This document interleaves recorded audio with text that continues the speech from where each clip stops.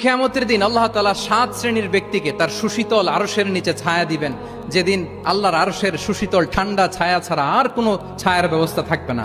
ওই 7 শ্রেণীর ব্যক্তির মধ্যে এক ব্যক্তি হচ্ছে ওয়াশাবুন নাশাআ ফি ইবাদাতিল্লাহ, এমন যুবক যে আল্লাহর ইবাদতে তার যৌবনকে কাটিয়েছে। বলেন ওইরকম যুবক হতে আমরা চাই কি চাই না?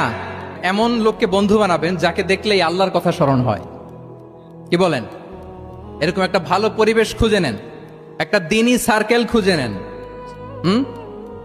Never stop learning Islamic knowledge. যারা এই যে নলেজ শেয়ারিং সেশন করে, ইসলামিক হালাকা করে, কোরআনিক স্টাডি সার্কেল করে, এই সার্কেলগুলোর সাথে আমরা থাকবো ইনশাআল্লাহ। কি বলেন? সবাই থাকবেন তো? তা না হলে মুসলিম আইডেন্টিটি আমরা প্রোটেক্ট করতে পারবো না। আচ্ছা, 5 নম্বরে হচ্ছে এঙ্গেজ উইথ গুড ওয়ার্ক।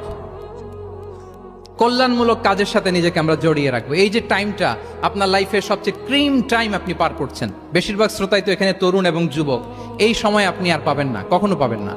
এই টাইমটাকে যেন আমরা কাজে লাগাই।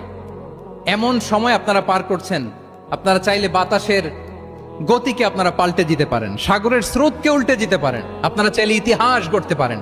এই যে 24-এর এই যে আপরাইজিং হলো, কারা করেছে এটা? হ্যাঁ, প্রবীণরা না নবীনরা? বলেন তো। এই যে আবু সাইদ বুক টান টান করে যে দাঁড়িয়েছে, সে কি বুড়া মানুষ ছিল না যুবক ছিল আপনাদের মতো? আল্লাহ রাসূল সাল্লাল্লাহু আলাইহি ওয়া আলিহি ওয়াসাল্লাম তিনি বলেন, ইগতানিম খামসান ক্বাবলা খামসিন। 5 জিনিস ফুরিয়ে যাওয়ার আগে 5 জিনিসকে গনিমত মনে করো, গুরুত্বপূর্ণ মনে করো। এর মধ্যে একটা হচ্ছে শাবাবাকা ক্বাবলা হারামিক। তোমার বার্ধক্য আসার আগে তোমার এই যৌবনকে, প্রৌঢ়ত্বের আগে এই যৌবনকে কাজে লাগাও।